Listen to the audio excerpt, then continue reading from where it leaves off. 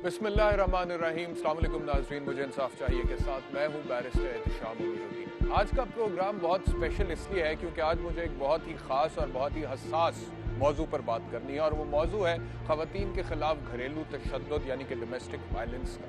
एक बैनुल-अक़वामी इदारे के एक सर्वे के मुताबिक पाकिस्तान का शुमार इस वक्त दुनिया के उन ममालिक में होता है जो ख़वातीन के रहने के लिए सबसे ज़्यादा ख़तरनाक है। इसमें पहले नंबर पर अफगानिस्तान का नाम आता है, दूसरे नंबर पर एक अफ्रीकी रियासत कॉन्गो का नाम आता है, तीसरे नंबर पर हमारे प्यारे मुल्क पाकिस्तान का नाम आता है, चौथे पर हिंदुस्तान और पांचवें पर सोमालिया का नाम आता है। यानी कि अगर आप एक खातून हैं और आप पाकिस्तान में रहती हैं तो किसी तरह भी आपके लिए खतरे से खाली नहीं है। और ऐसा क्यों ना हो जब एक और सर्वे के मुताबिक इस मुल्क में हर साल 5000 खवातीन घरेलू तशद्दुद की वजह से मौत के मुंह में चली जाती हैं, 150 से ज़्यादा खवातीन के चेहरों पर तेजाब फेंका जाता है और दर्जनों खवातीन, बेशुमार खवातीन को ज़दोकोब किया जाता है, मारा पीटा जाता है। इसी हवाले से आज के प्रोग्राम में बात करेंगे और इसी हवाले से आज का मुकदमा उठाएंगे। अदालतें गरीब आवाम के लिए जैसे एक डरावना ख्वाब।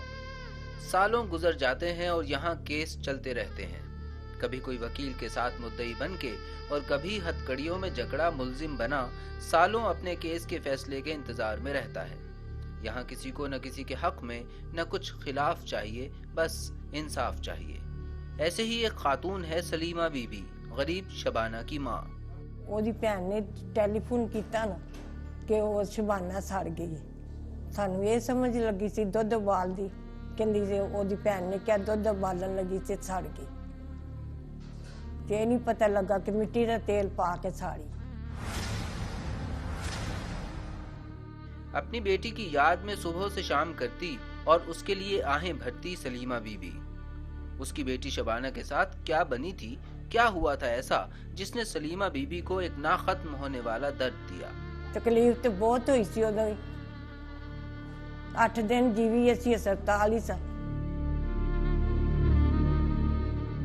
उन्होंने बच्ची तक नहीं लिया के उन्होंने विखाई, कुड़ी मेरी नू बच्ची तक नहीं विखाई थी। उसका भाई परवेज मसीह भी बहन पर बीतने वाली कहानी याद करता है। तो मिलदी भी सी ते इंज जाके मिलीदा सी ते रो के मिलदी सी ते उस टाइम रोन साडा अपना नहीं सी रोकदा उन्हें देख के, क्योंकि सारियां तो छोटी सी, बड़ा प्यार मोहब्बत करदी सी। शबाना बीबी ने खुद अपना बयान रिकॉर्ड कराया था मरने से कुछ पहले। न्यू अस्पताल दे विच उत्थे गए, उत्थे जाके मैं जिसले अपनी मशीरा नूं देखिया, फिर मैं उन्होंने पूछया, उन्हें साफ गल दसी कि इन्होंने साड़िया। ये बयान एक सनद की हैसियत रखता है कि उसने खुदकुशी नहीं की बल्कि उसे जलाकर मारा गया, मगर ये डाइंग डिक्लेरेशन अभी तक इस केस का फैसला नहीं करा सका। मशीरा मेरी जद के बयान दे के फौत हुई है हुण तक कि मेरे नूं साड़िया गया इन्होंने, तो हुण तक अदालत नूं जिहड़ा ना कि फैसला कर देना चाहिए सी, लेकिन समझ नहीं आ रही कि जज साहब किस वजह तो फैसला हाली तक नहीं कर रहे। कर देना चाहिए सी क्योंकि असीं ते खुद परेशान हाँ कि क्यों नहीं कर रहे अदालत नूं। कदी जदों जाने तरीक ते तरीक मिली जा रही है। मार्च 2014 की तारीख डली है। शबाना के लवाहिकीन और उसका नामजद मुल्जिम शबाना का खामिद बूटा मसीह आज फिर तारीख भुगतने अदालत आए हैं। 2009 से चलने वाला ये केस अभी हतमी फैसले का मुंतजिर है।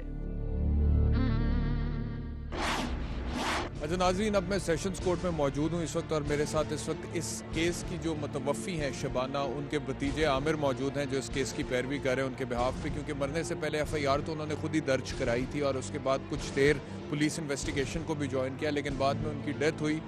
तो उसके बाद से ये और इनके दीगर घर वाले जो हैं इस केस को परसू कर रहे हैं। इनके वकील साहब भी हमारे साथ मौजूद हैं, हम दोनों से बात करेंगे। पहले इनका मौक़िफ़ जान लेते हैं, क्या बताएँगे हमें केस के हवाले?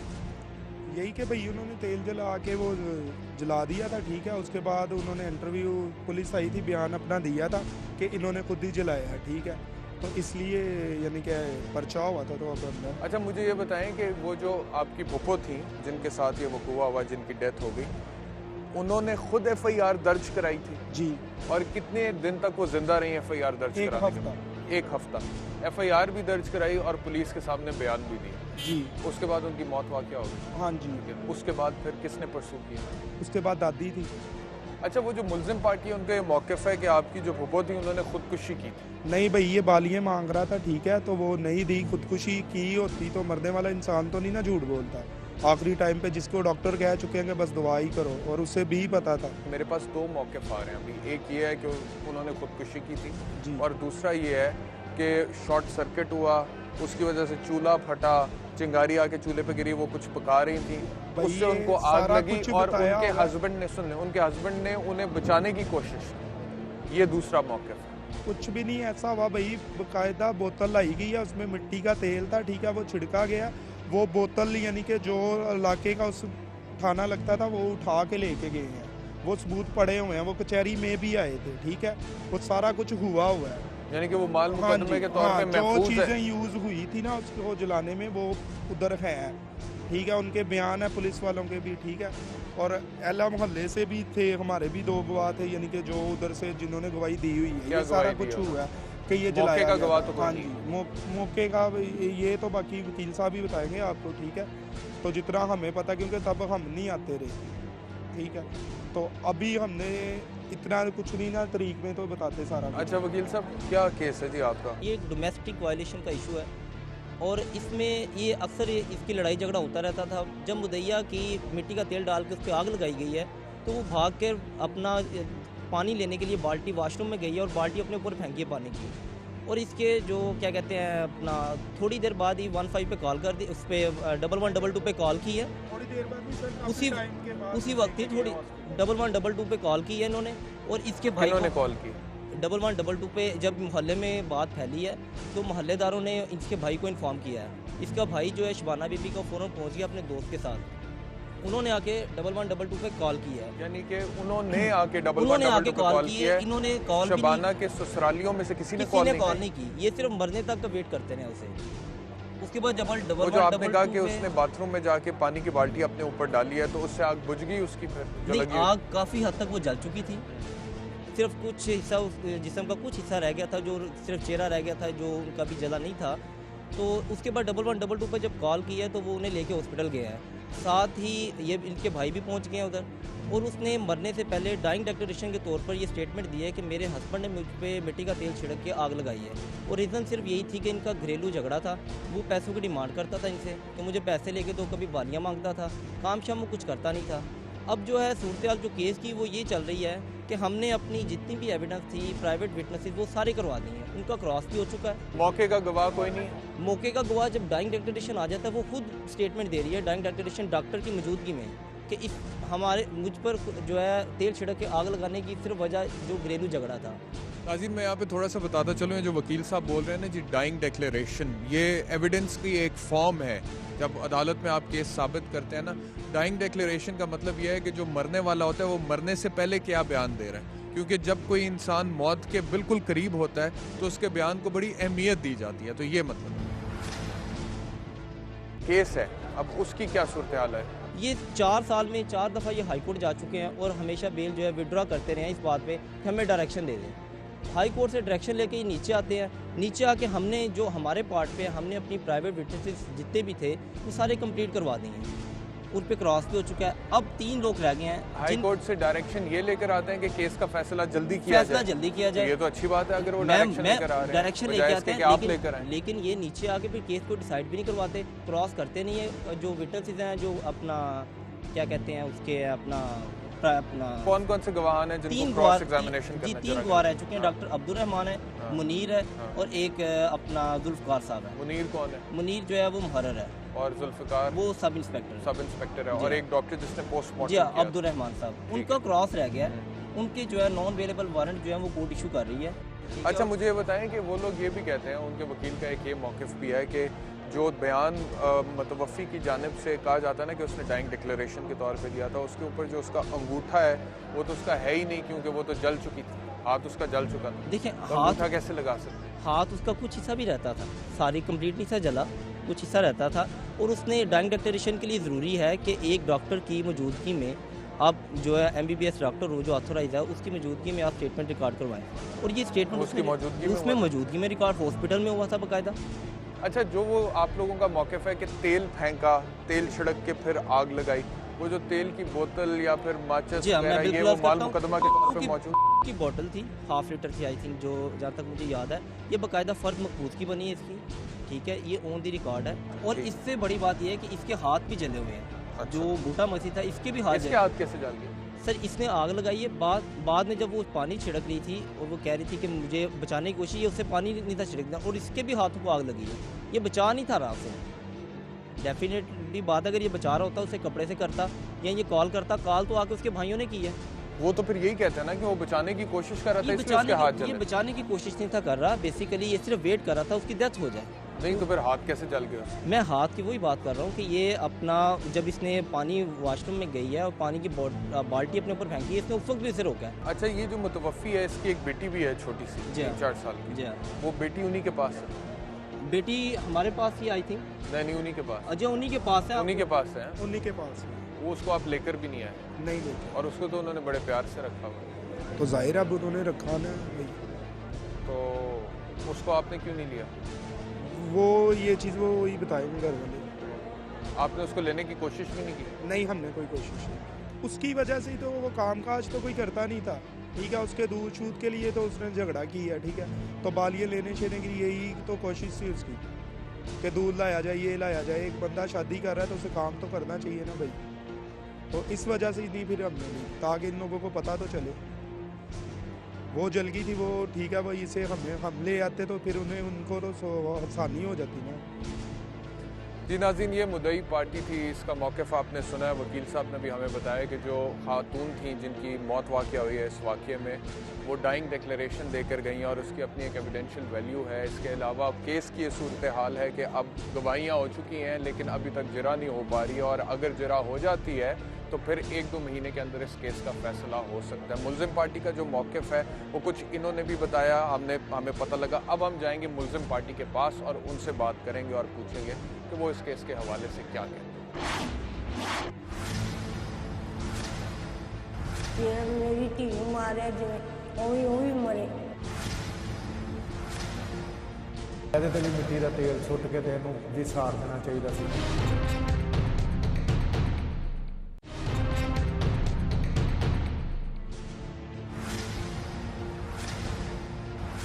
मेरी धी मारे जिवें ओवी मरे। ਇਹਦੇ ਤੇ ਵੀ ਮਿੱਟੀ ਦਾ ਤੇਲ ਸੁੱਟ ਕੇ ਤੇ ਇਹਨੂੰ ਜੀ ਸਾੜ ਦੇਣਾ ਚਾਹੀਦਾ ਸੀ। जी नाज़रीन, मुल्ज़िम पार्टी के साथ मौजूद हूँ। मेरे साथ यहाँ पर मुल्ज़िम भी है जो ज़ेरे हिरासत हैं और उनके वालिदैन भी यहाँ पर मौजूद हैं, वकील साहब भी हैं। आइए बात करते हैं। अस्सलाम वालेकुम। आपका नाम बूटा है जी। आप इस केस में वाहिद मुल्ज़िम हैं, हाँ जी। क्या मौक़िफ़ है आपका? केस मेरे पे झूठा डाला गया, ठीक है। ये 6 माह की थी जब उन्होंने केस डाला मुझ पर। तकरीबन अब मुझे 4.5 साल जेल में हो गए। ना केस की समाअत हुई है, ना अभी तक कोई फैसला हुआ। क्यों कर गई आपकी बेगम आपके खिलाफ झूठा केस? ये अल्लाह जाने। रात को जब हम ससुराल से वापस आए थे तो दिन को ये वकूआ बना। क्या वकूआ हुआ क्या था असल में उसने आग लगाई अपने आप को। उसने खुद अपने आप को आग लगाई। तो फिर बचाने की कोशिश की उसने? पूरी की मैंने कोशिश, नहीं बच सकी। कैसे बचाने की कोशिश? हाथों से। फिर बाद हाथों में- से आग बुझाने की कोशिश? हाँ पूरी कोशिश की। पानी नहीं डाला कोई? पानी ऊपर उसके डाला, बाद में डाला पानी या डाला। कपड़े से नहीं कोशिश? अगर किसी को आग लगी हो तो कोई हाथों से थोड़ी बचाया जा सकता है उसको, तो आप कपड़ा डालते हैं ऊपर या पानी डालते हैं? पानी डाला ना। पहले तो मेरी सोच में नहीं आया कि मैं क्या करूं। जब मुझे पता चला कि ये नहीं होगा फिर मैंने पानी डाला। तो क्यों अपने आप को आग लगाएगी? क्यों खुद पे? ये नहीं सर पता चला, पूछने का मौका ही नहीं मिला। खुश नहीं थी तुम्हारे से? नहीं खुश थी। बिल्कुल ठीक। उसे खुश रखा हुआ था, ऐसे ही उसने आग लगा ली अपने आप। यही समझ नहीं आया, पूछने का और मौका फिर नहीं मिला मुझे। मरने से पहले तुम्हें भी हमेशा के लिए इस केस में फंसा दिया। ऐसा ही कुछ समझ ही नहीं आया क्या कर गई मेरे साथ भी और मेरी बेटी के साथ भी। ये भी मुझे ऐसे लगता है कि वो खुद नहीं करके गई, किसी ने करवाया। कोई आप में से कहता है कि खुदकुशी की उसने, हाँ हाँ। कोई कहता है कि चूल्हा फट गया, ठीक है, और कोई सुनाता है कि जी वो शॉर्ट सर्किट हो गया, उसकी वजह से एक्सीडेंटली हो गया। हाँ अब कौन सा बात कौन सी दुरुस्त है इसमें? खुदकुशी वाली भरोसा, मैं झूठ नहीं बोलूँगा। उसने खुदकुशी? ਲੜਕੀ ਨੇ ਖੁਦ ਦੱਸਿਆ ਕਿ ਮੈਨੂੰ ਸਾੜਿਆ ਗਿਆ। ਫਿਰ ਡਾਕਟਰ ਦੀ ਰਿਪੋर्ट ਦੇ ਮੁਤਾਬਕ ਵੀ ਜਿਹੜਾ ਨਾ ਕਿ ਉਹਦਾ ਨਾਂ ਕਿ जलाया गया। क्या मौक़िफ़ है जी आपका कोर्ट में कि कैसे ये वाक़या हुआ? जो एविडेंस कलेक्ट हुई मैं तो उसकी बात कर रहा हूँ। जब ये इंसिडेंट हुआ है तो शबाना को रेस्क्यू वालों ने रेस्क्यू किया है, ठीक है। तो उन्होंने ये वक़ूआ कैसे हुआ है? वक़ूआ उसके मुताबिक जो बयान उसने दिए शबाना ने रेस्क्यू 112 वालों को, उसके मुताबिक ये ना खाना पका रही थी, ठीक है। कैरोसिन ऑयल का स्टोव था, बूटा ना उसके ऊपर और स्विच बोर्ड था चूल्हे के ऊपर और रिपेयर कर रहा था, वहाँ से स्पार्किंग हुई है। शबाना के बयान की मैं बात नहीं कर रहा, आपका क्या मौक़िफ़ है, आप लोगों का क्या मौक़िफ़ है कि शबाना का तो मौक़िफ़ सीधा सा है। वो कहती है कि मेरा मियाँ जो है वो मुझसे बालियाँ मांगता था, पैसे मांगता था, कुछ करता नहीं था, मैं बड़ी तंग थी उससे, उसने मुझसे बालियाँ मांगी, मैंने नहीं दी, उसने मिट्टी का तेल छिड़क के मुझे आग लगा दी। उसका तो ये मौक़िफ़ है भाई। इसलिए आप उसका मौक़िफ़ ना बताएं, आप मुझे अपना मौक़िफ़ बताएं इस वाक़े के हवाले से कि वाक़या कैसे हुआ। मेरा मौक़िफ़ भी यही है, ऐसे ही हुआ, ऐसे ही है कि जो मिट्टी का तेल छिड़क के आग लगा दी। मेरा मौक़िफ़ ये है कि वो ये ना वो खाना पका रही थी, बूटा ऊपर ना उसके ऊपर स्विच बोर्ड था, वो रिपेयर कर रहा था, स्पार्किंग हुई है, वो चूल्हे पे गिरी है, मिट्टी का चूल्हा था ऑयल वाला, वो फट गया, ब्लास्ट हो गया, तो शबाना इंजर्ड हो गई है। बूटे ने उसे बचाने की कोशिश की है, इस कोशिश में बूटे के दोनों हाथ भी जल गए। अच्छा बूटा साहब ये कह रहे हैं कि आप ऊपर बिजली का कोई काम कर रहे थे, स्पार्किंग हुई है, चूल्हे पे गिरी है और चूल्हा फट गया। बाहर जाने से पहले मैंने स्विच बोर्ड खोला हुआ था, ये नहीं है कि नहीं, स्विच बोर्ड खोला हुआ था मैंने, उसकी मैं रिपेयरिंग कर रहा था। नहीं तो वक़ूआ ऐसे हुआ है जैसे वकील साहब कह रहे हैं, वक़ूआ ऐसे हुआ है जैसे आप कह रहे हैं? ये तो मुझे जो जहाँ तक पता चला ना, क्योंकि उसने खुदकुशी की है, तो 1122 में भी उसने यही बयान दिए थे कि मुझे शॉर्ट सर्किट से आग लगी। यार अब आप खुद देख लें, आप कह रहे हैं कि वक़ूआ एक तरह से हुआ, आप कहते हैं कि ये ऊपर कोई काम कर रहे थे, इलेक्ट्रिसिटी का उससे शॉर्ट सर्किट हुआ, चूल्हा फटा। वो कहते हैं कि उसने खुद आग लगाई है। तो आप लोगों के तो आपस में बयान नहीं मिल रहे हैं, आपके अपने बयान में कॉन्ट्रडिक्शन है, इसका मतलब है फिर मुद्दई का बयान ठीक है। मैं जो वो बात कर रहा हूँ, जो बयान रिकॉर्ड पे आए हैं, जो रेस्क्यू 112 वालों के, वो इंडिपेंडेंट पर्सन है, ठीक है, वो इंडिपेंडेंट एजेंसी है, उन्होंने बयान रिकॉर्ड किए हैं, वो पुलिस रिकॉर्ड का हिस्सा भी है। और नहीं मुझे ये समझ नहीं आ रहा, मैं तब आप लोगों से सवाल पूछूं कोई इस वक़ूए के हवाले से कि जब मुझे ये क्लियर हो कि आपका मौक़िफ़ क्या वक़ूए के हवाले से, चूल्हा फट गया था या खुदकुशी की थी? अगर खुदकुशी की थी तो बता दें, तो बता दें, मैं उस हिसाब से हमारा मौक़िफ़ ये है कि चूल्हा ही फटा था और वो कहता खुदकुशी की थी। मैंने तो देखा जो बात और रिकॉर्ड की बातें, जो एविडेंस पे बात है, मैं तो वो बात कर रहा हूँ, ठीक है, जो बातें रिकॉर्ड पे आई हैं। वकील साहब कोई इंसान ने अपनी भी हमने जान देनी है, ठीक है, अल्लाह ताला को, ठीक है, इसीलिए जो सच है वो बताएं। मैं तो देखा ना जो बात केस आपने अगर बनाया है तो भी बता दें। नहीं ऐसी बात बनाने की बात नहीं है, बनाया है। ये जो मैं वो बातें कर रहा हूँ, जो प्रोसिक्यूशन में एविडेंस आई है ना, उन्होंने यही बातें की हैं, मैं वो बातें बयान कर रहा हूँ। मैंने कैसे बयान बनाने हैं, जो बातें रिकॉर्ड पे आई हैं मैं वो बयान कर रहा हूँ। नाज़रीन सूरत हाल आप देख रहे हैं आपके सामने, मैं इनमें से किसी एक से सवालात इस वाक़े के हवाले से तो तब पूछूँ ना जब मुझे क्लियर हो जाए कि वाक़या बकौल इनके कैसे हुआ था। अगर ये कहते हैं कि उसने खुदकुशी की थी तो उस हवाले से मैं इनसे कोई सवाल पूछ लूँ, अगर ये कहते हैं कि चूल्हा फट गया था तो उस हवाले से मैं इनसे कोई सवाल पूछ लूँ। लेकिन यहाँ पर सूरत हाल बड़ी अजीबोगरीब है। सूरत हाल ये है कि मुल्ज़िम खुद कह रहा है कि उसने खुदकुशी की और मुल्ज़िम के जो वकील साहब हैं वो ये कह रहे हैं कि चूल्हा फट गया था। क्लाइंट जो है आपका वो कह रहा है कि वक़ूआ ऐसे हुआ है और आप कह रहे हैं कि वक़ूआ वैसे हुआ। आप मौके पे मौजूद हैं भाई, मेरी बात मैं वो कर रहा हूँ, मैं बात कर रहा हूँ रिकॉर्ड के हाथ में भी, जो रैकेट सामने खड़ा है। इस वक़ूए में आई विटनेस कोई भी नहीं है, या मैं मकतूला थी या ये बूटा है, ठीक है ना। मैं वो बात कर रहा हूँ, मैं मौके का गवाह हूँ, मैं जब पहुंचा से आग लगी, ठीक है, वो कहता है मैं मौके का गवाह हूँ, मैं घर पहुंचा हूँ, 2 लोग विटनेस हैं। लेकिन देखिए ना, जब उसको रेस्क्यू किया है, आप वो देखे ना बयान क्या है उनके, और जिस लोगों ने इलाके के लोगों ने रेस्क्यू किया वो सबका बयान यही है, जो बयान पुलिस को दी है। आप जो अपना रिकॉर्ड की जो बात कर रहे हैं ना, मेरे सामने रिकॉर्ड की मैं अब क्या बात सुनूं आपसे। जो बंदा है मतलूब, जो मुल्ज़िम है इस केस के अंदर, वो कह रहा है कि उसने खुदकुशी की है और मैंने आके उसे बचाने की कोशिश की है जिसकी वजह से मेरे हाथ जले हैं, ठीक है। अब वो जो मौके पे मौजूद है, जिसका केस है, जिसके ऊपर 302 बनी हुई है, जो सलाखों के पीछे है, वो ये बात कह रहे हैं आप जो वहाँ पे थे ही नहीं और आपको बाद में वकील के आगे ऐसे नहीं ऐसे हुआ। मैं बयान दे रहा हूं, जब ये गिरफ्तार हुआ है ना बूटा, इसने बयान आयोग को बयान यही दिया है, मैं वो बात कर रहा हूँ। अब देखें ना, जब ये गिरफ्तार हुआ, इसका बयान आईओ को वो सेम है, ठीक है। अब ये अगर बयान आज कुछ और दे रहा है तो मैं तो नहीं समझती। आपने बयान बदल लिया आपका? देखिए जी, मैंने तो बयान आईओ ने जो लिखे हैं ना, वो वकील साहब बिल्कुल ठीक कह रहे हैं। मैं देखे ना कि मुझे तफ्तीशी ने कहा कि ऐसे ऐसे बयान दो, मैंने तफ्तीशी को भी यही बात कही थी कि ऐसे ऐसे वकूआ हुआ है। उसने कहा नहीं, ऐसे बयान दो, तो फिर मैंने उसको बयान भी ऐसे ही रिकॉर्ड कराया।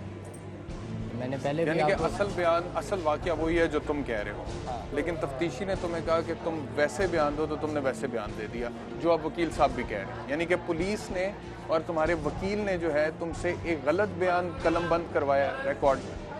नहीं, ये तो बात नहीं है, यही कह रहे हो तुम? यही तो कहा है? ये बात नहीं है सर। यही तो कहा है अभी आप। तो क्यों आग लगाई? मिट्टी का तेल जिससे आग लगाई और वो जो तीली फेंकी वो भी रिकवर हो गया, वो माल मुकदमे में। ये नहीं, बालियां मांगते थे उससे? नहीं, क्या काम करते थे?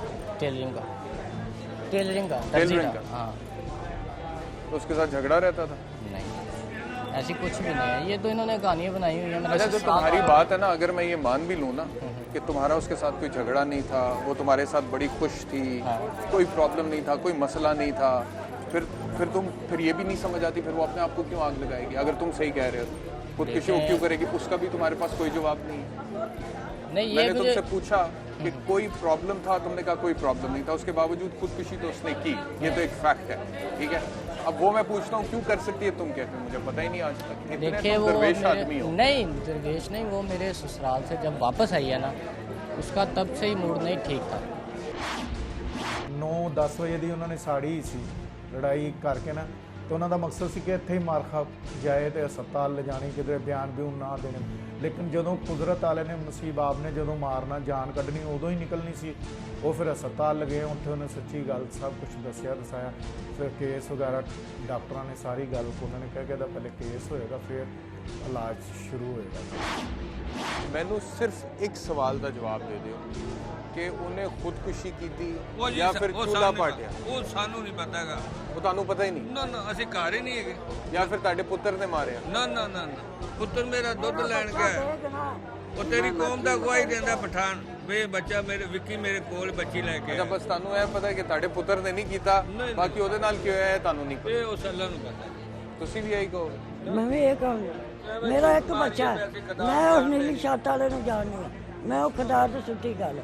ਮੇਰੇ ਪੁੱਤਰ ਤੇ ਜਿੰਨੇ ਮਰਜ਼ੀ ਲੰਬੂ ਬਾਲ ਲੈ, ਉਹ ਇਨਸਾਫ ਕਰੇਗਾ। ਮੇਰਾ ਬੱਚਾ ਬੇਗਨਾ ਹੈ। ਅਸੀਂ ਘਰ ਹੀ ਨਹੀਂ ਹੈਗੇ ਤੇ ਐਵੇਂ ਝੂਠ ਮਾਰੀ ਜਾਈਏ ਕਿਸੇ ਦਾ। ਨਾਲੇ ਇਹ ਲੋਕ ਮੌਜੂਦ ਸੀ ਉੱਥੇ, ਕੋਈ ਉੱਥੇ ਨਹੀਂ। ਇਹਨਾਂ ਨਜਾਇਜ਼ ਗਵਾਹ, ਕੋਈ ਜੂਨਾਬਾਦੋਂ ਫੜਿਆ, ਕੋਈ ਕਿਧਰੋਂ ਫੜਿਆ, ਕੋਈ ਇਹਨਾਂ ਦੀਆਂ ਗਵਾਹੀਆਂ ਹੋਈਆਂ, ਨਕਾਮ ਹੋਈਆਂ ਨੇ। नाज़रीन, सूरत हाल आपके सामने है। अब यहाँ पर और कोई गुंजाइश रह नहीं जाती कि मैं क्या बात करूँ केस के हवाले से, कि पोस्टमार्टम रिपोर्ट क्या कहती है, या फिर डाइंग डिक्लेरेशन की क्या वैल्यू होती है, या फिर जो प्रोसिक्यूशन का केस है वो किस हद तक स्ट्रॉन्ग है। ये सारी बातें अब क्या करनी है कि जबकि हम देख रहे हैं कि मुलज़िम का जो अपना केस है उसके अंदर कितने ज़्यादा इस वक्त कॉन्ट्रडिक्शन है। जो मुलज़िम है वो एक बात कर रहा है, मुलज़िम का वकील दूसरी बात कर रहा है, और अभी तक इस इंटरव्यू के दौरान भी इन दोनों के बयानात आपस में मिल नहीं सके हैं। वो अभी भी कहता है कि उसने खुदकुशी की थी और वकील साहब अभी भी कहते हैं कि चूल्हा फटा था, और इसका मतलब है कि इन दोनों में से कोई एक सच्चा और एक झूठा है, और हो सकता है कि दोनों ही झूठे हों। मेरी धी ਨੂੰ ਮਾਰਿਆ ਜਿਵੇਂ ਉਹ ਵੀ ਮਰੇ। ਇਹਦੇ ਤੇ ਵੀ ਮਿੱਟੀ ਦਾ ਤੇਲ ਸੁੱਟ ਕੇ ਤੇ ਇਹਨੂੰ ਵੀ ਸਾੜ ਦੇਣਾ ਚਾਹੀਦਾ ਸੀ। ਮੇਰੇ ਪੁੱਤਰ ਤੇ ਜਿੰਨੇ ਮਰਜ਼ੀ ਲੰਬੂ ਬਾਲ ਲੈ, ਉਹ ਇਨਸਾਫ ਕਰੇਗਾ। ਮੇਰਾ ਬੱਚਾ ਬੇਗਨਾ ਹੈ।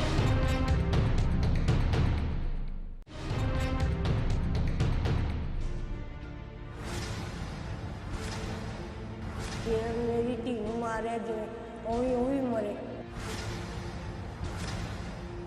ਇਹਦੇ ਤੇ ਵੀ ਮਿੱਟੀ ਦਾ ਤੇਲ ਸੁੱਟ ਕੇ ਤੇ ਇਹਨੂੰ ਵੀ ਸਾੜ ਦੇਣਾ ਚਾਹੀਦਾ ਸੀ। ਮੇਰੇ ਪੁੱਤਰ ਤੇ ਜਿੰਨੇ ਮਰਜ਼ੀ ਲੰਬੂ ਬਾਲ ਲੈ, ਉਹ ਇਨਸਾਫ ਕਰੇਗਾ। ਮੇਰਾ ਬੱਚਾ ਬੇਗਨਾ है। जी नाज़रीन, जैसा कि आप जानते हैं कि डोमेस्टिक वायलेंस पे यानी कि ख़वातीन के ख़िलाफ़ तशद्दुद पे हम ये ख़ुसूसी प्रोग्राम कर रहे हैं, और उसी हवाले से आज डिस्कशन भी करेंगे। अपने मेहमानों का तारुफ़ कराऊंगा। मेरे साथ इस्लामाबाद से मौजूद हैं फ़रज़ाना बारी साहिबा, आप ह्यूमन राइट्स एक्टिविस्ट हैं, और मुझे टेलीफोन लाइन पर ज्वाइन किया समर मिनल्ला ने। आप दोनों मेहमानों को खुशामदीद। थैंक यू जी। अच्छा, फ़रज़ाना बारी साहिबा, आपसे गुफ्तगू का आगाज़ करूँगा। केस के हक़ाइक़ आपको पता हैं मेरा सवाल आपसे यह है कि हमेशा हम यही क्यों सुनते हैं कि एक जवान बहू चूल्हा फटने से जाबहक हो गई, कभी सास का क्यों नहीं सुना? कि अक्सर ये होता है कि चूल्हा फटने से जो है वो बहू ही जो है उसी वही मरती है, कभी हम ये नहीं देखते कि सास या कोई और। तो आमतौर पे मैं समझती हूँ कि ये चूल्हा फटने के जो वाक़यात हैं वो ज़्यादातर जो है वो इरादतन इक़दाम कत्ल होते हैं, और इसलिए ऐसे वाक़यात की जब रिपोर्टिंग होती है तो मेरा ख्याल है कि उसको शुरू से ही उसकी इन्वेस्टिगेशन ये इस हवाले से होनी चाहिए, क्योंकि जो हमारा सोशल कॉन्टेक्स्ट है उसके अंदर ये औरतें जो होती हैं वो उनकी जो वल्नरेबिलिटी है घरों के अंदर इस हवाले से, तो उसको हादसा नहीं समझना चाहिए और इन्वेस्टिगेशन इसी पर्सपेक्टिव से होनी चाहिए कि कहीं ये इरादतन जो है वो कत्ल की वारदात तो नहीं है। तो ये है इसकी बुनियादी वजह जो है। ठीक है। अच्छा, समर मिनल्ला साहिबा, आपकी तरफ आऊँगा। आपको भी इस केस के फैक्ट्स पता हैं। एक खातून थी, उनका ये कहना था कि उनके शौहर ने उन्हें मट्टी का तेल छिड़क कर आग लगा दी और उन्होंने खुद FIR दर्ज कराई और उसकी पैरवी भी करती रही। उसके बाद उनकी वफात हो गई। आप एक एंथ्रोपोलॉजिस्ट हैं, आपकी बड़ी गहरी नज़र है इस तरह के वाक़यात पे। आप क्या कहेंगी इन वाक़यात के हवाले से, और ख़ास तौर पे कानून में जो पकड़ है इस तरह के वाक़यात के हवाले से, उसके बारे में? जब तक अकाउंटेबिलिटी नहीं होगी, जब तक लोगों को इस किस्म के क्राइम के लिए सजाएं नहीं मिलेंगी, तब तक वो जो एक डर है सोसाइटी में वो कभी भी हमें नहीं नजर आएगा। और जो ये खास तौर पे केस है जी, जैसे आपने भी शुरू में कहा, ये कोई इत्तेफाकन इस तरह की एक्सीडेंट्स या अमवात नहीं होती, और जितने भी रिसर्च हुए हैं उसमें मेजॉरिटी खवातीन ही होती हैं जिन पे या तेल छिड़क गया होता है या उन पे आग लगा दी गई होती है। और हम सबको पता है कि ये कभी भी किसी मर्द के साथ इस तरह के इंसिडेंट्स नहीं होते। मैं तो ये ऐड कर रहा हूँ, नॉट इवन मर्द, मैं तो कह रहा हूँ कि दीगर खवातीन जो होती हैं घर में, चाहे वो नंद हो चाहे वो सास हो, हमने वो भी बहुत शायद ही कभी सुना हो कि किसी सास की मौत वाक़या हो गई चूल्हा फटने से, या किसी नंद की मौत वाक़या हो गई। एक नई नवेली दुल्हन की मौत वाक़या होती है मोस्ट ऑफ द टाइम्स। एक बहुत आम कहावत है कि वायलेंस बिगेट्स वायलेंस। आप जब बचपन से किसी पे डिस्क्रिमिनेशन या तशद्दुद करेंगे तो वो बड़े होके बहुत कम चांसेस हैं कि वो सोसाइटी में आगे किसी के साथ बेहतर। बिल्कुल ठीक, यानी कि मसला तरबियत का है। ओवरऑल जो तरबियत जिस तरह की हो रही है हमारे माशरे में, और उसमें ख़वातीन भी शामिल हैं, वो भी उसी तरबियत का हिस्सा बन जाती हैं, तो फिर उसके नताइज ऐसे ही निकलेंगे। फरजाना बारी साहब, I will get back to you. मुझे बताइएगा कि डोमेस्टिक वायलेंस के हवाले से जो लेजिस्लेशन की अटेम्प्ट्स हुई हैं हमारी पार्लियामेंट में, वो कामयाब नहीं हो सकी, वो सक्सेसफुल नहीं हो सकी, क्योंकि रिलीजियस सर्कल्स की तरफ से ऑपोजिशन थी। क्यों ये ऑपोजिशन है? डोमेस्टिक वायलेंस के ऊपर कानून पास होने में किसी को क्या तकलीफ है, क्या प्रॉब्लम है? मैं समझती हूँ कि मर्दों की तरफ से, खास तौर पे मजहबी जमातों की तरफ से बहुत इस पे रेजिस्टेंस आती है, क्योंकि ये उनको लगता है कि ये तो उनके घर घर का मामला है, क्योंकि उनको मालूम है कि वो अपने रिश्तों के अंदर जो है अब ख़वातीन के साथ वो सलूक नहीं करते जो कि होना चाहिए, जो कि एक इंसानी हवाले से होना चाहिए। मतलब एक नाबराबरी का रिश्ता है घर में, जिसको कायम रखने के लिए अक्सर औरतों पर तशद्दुद किया जाता है।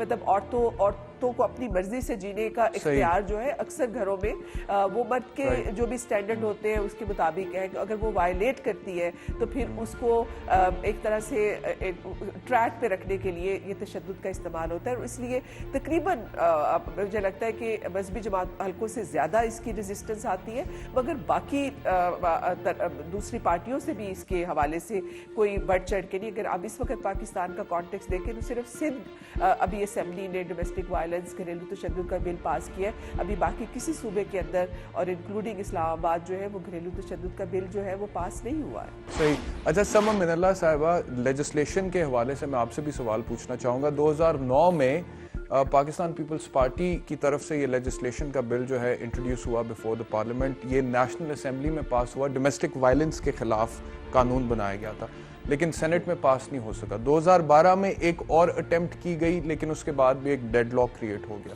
तो जो बात इन्होंने कही है फरजाना बारी साहिबा ने इस हवाले से कि ये वजह है कि रिलीजियस सर्कल्स की तरफ से ऑपोजिशन है, आप उससे मुत्तफिक हैं, अग्री करती हैं? देखिए, सिर्फ रिलीजियस सर्कल्स मैं नहीं कहूँगी, बहुत सारे इस तरह के और भी तबके हैं जो कि औरत के जो राइट्स हैं जी, उस पे आवाज उठाने को भी ज्यादा सपोर्ट नहीं करते।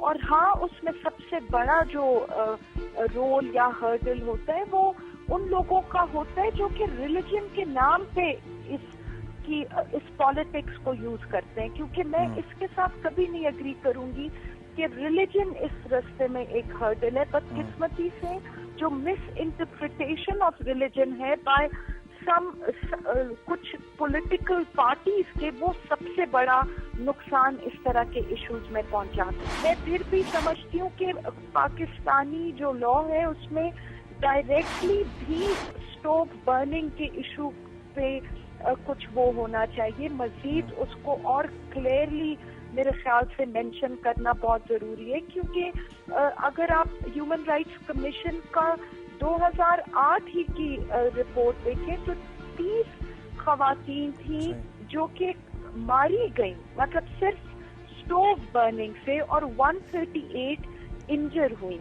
और वो भी फिर आप देखेंगे कि ये मैरिड खवातीन, मतलब जो अनमैरिड वो लड़कियां जिनकी अभी शादी नहीं हुई होती, इनमें वो नहीं होती। ये सब वो होती हैं जो कि जिनकी शादी हुई होती है, जो कि बहू होती है उस घर की। तो ये एक बाकायदा इसका अपना मेरे ख्याल से लेजिस्लेशन में इस इशू को, जिस तरह एसिड बर्न या एसिड सर्वाइवर्स के लिए काम किया जा रहा है, इसको भी उसी तरह अहमियत एक सेपरेट इशू के तौर पे देनी चाहिए। अच्छा, मैं एक और सवाल समर मिनल्ला साहब आप ही से पूछूंगा। इस तरह के वाकयात में जो मुल्जिमान होते हैं, being an anthropologist, what would you से, उनका माइंडसेट क्या होता है?